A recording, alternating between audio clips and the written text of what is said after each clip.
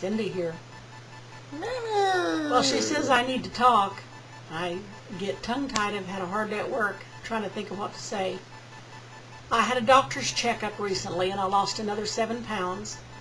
And he was amazed at my AIG level was only 5.8. And when I was diagnosed with diabetes, it started up over 10. I brought it down in half, and he's totally stunned. He doesn't know how I did it. Well, it's called starving and counting carbs.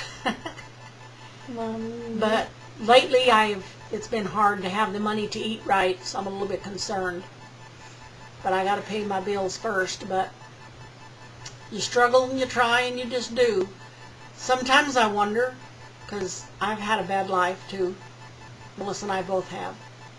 And you wonder when it will ever stop. As long as you're alive, I guess you got to go through troubles. But it's hard sometimes to stay positive. Positive. Yep, it's hard to stay positive. And don't always get the positive mind that we should have.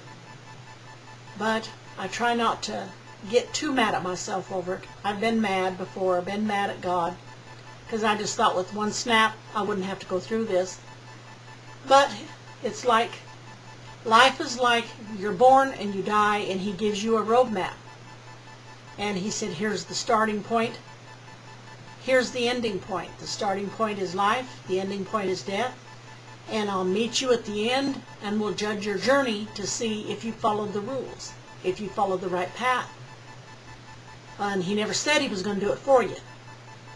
So after I realized that, then I got mad, because the way you're raised up in church kind of gives you the opposite impression. That He'll do everything for you, you don't need to worry. And sometimes I get confused, wondering, does He? He doesn't walk the earth anymore. And you go through a hard time, you get negative. And I've had a real hard time working on that. I've done a lot of praying about it. And I told Him right off, I said, I'm sorry. I said, my mind's a little bit mixed up right now because of all the trials and all the stuff I'm going through. But I told Him I was sorry. I always had this thing about saying sorry. I've even taught my kids that. I always had this thing about saying sorry. And I love God with all my heart. And I believe in Him with all my heart. But He's not going to pick it up and do it for me. And that's what, for a long time, I waited for Him to give me the advice on what to do. Well, it didn't happen. That's when I realized, hey, I'm supposed to figure this out on my own. And follow the road and follow the rules and see. He'll judge me at the end of my journey.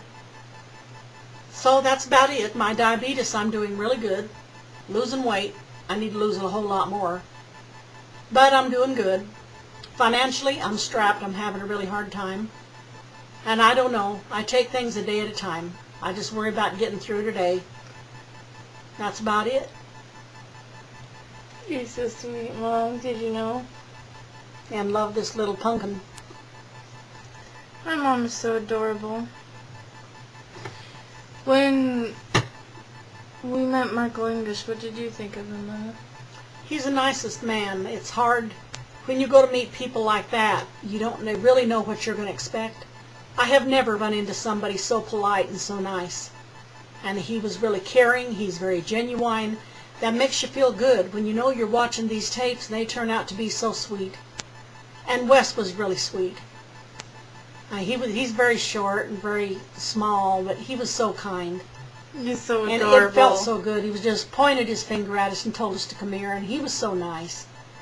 And yeah, meeting Michael English was a real thrill. It's a memory that you can carry with you because he's really kind and genuine. And I love meeting people like that. I hope we get to meet a lot more of them. Now I just want to meet David, because then I've met the vocal band. Huh. Yeah. And so far, everyone that I've met has been, really cool. That's true. And that's cool because, when they're even, more cool than you thought they'd be. And, Mark, I was nervous. I was really nervous about that because that was a major one. That was First time I saw him, I think, on TV, I was like 10 years old.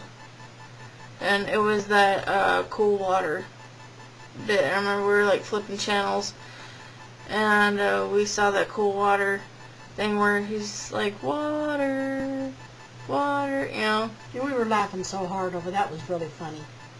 And, you know, we like him so much, and so when it came time to talk to him, I was like nervous, like, you know, what if he's not what I think he'd be, kind of thing, you know.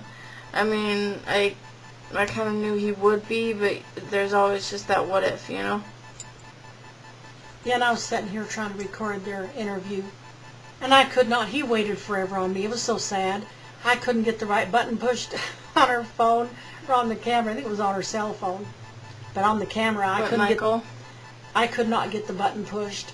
Mark Lowry, when she's doing an interview, and I could not get the button. I wasn't doing an interview. I was taking a picture. Yeah, for the picture, I guess, and I couldn't get the button pushed, and he had to wait forever, and I could not find the button on that thing to take the picture. It was stupid. He's like, y'all need to get a new camera. And it wasn't the camera. He didn't realize it was me.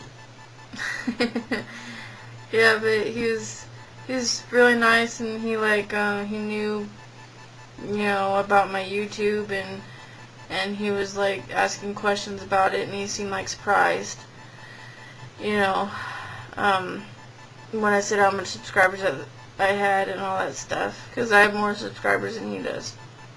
And Stan Whitmire, his piano playing was a real thrill for me. I didn't realize how much I would like just music, but I bought one of his tapes, and I've got 2 more now, but I cry on that one. It's just so beautiful. I did. I just sat down and listened to it on my computer and cried and cried. He was nice, too. He was very nice. And he, like, knew where we had been sitting and everything. Yeah, went up to buy the tape, and he says, "You're the one sitting on the front row. I kept seeing you smiling." That was really cool. He's like, "You're sitting on the front row on the right side." And we're like, huh. You know, yeah, she noticed. That was cool. But, meeting Michael, you know, I mean, meeting all of them is special, but meeting Michael especially gonna, you know, like, stand out in my mind, because, like I've said before, he really went above and beyond, you know, what he had to. You know what I mean? Yeah, I do. He talked with us so long afterwards, he almost missed the bus. And he's like, "I really gotta go. They'll seriously leave without me." And I'm like, that's sad. He was so concerned about the seats we had. He wanted us right in front of the stage, and we weren't. We was off to the side. He wanted us like He was center. very, very concerned because they gave him the wrong seats to give us. He was apologizing because it was front row, but it was like off to the side, you know. And so he was apologizing because it wasn't front and center. And I'm like, it's front row, you know. I'm not. You know, you don't have to apologize, you know, but he was just so kind, and it's always amazing when you meet someone that's like that famous and they end up being like that normal. And when we're talking to him during intermission, and he spent pretty much all of intermission with us, you know, until someone like spilled soda on his shoe and he had to like go clean it. But he spent all intermission with us, and he's like, told my mom something about, "Is she always this quiet?" My mama. Yeah. "Is she always this quiet?" And I'm like, "I'm just nervous." And he's just like, "Why?"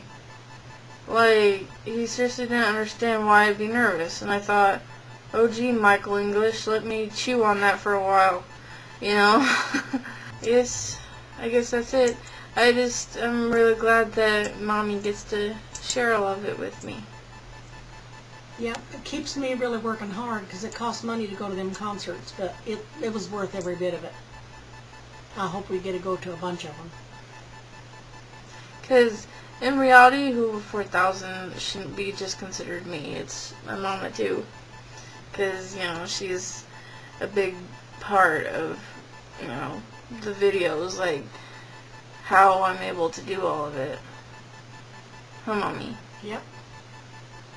So, Mommy... I work hard to make sure she gets to do it. My Mommy is so sweet. She's just like the sweetest person. Well, thanks to all of you for being so kind to her.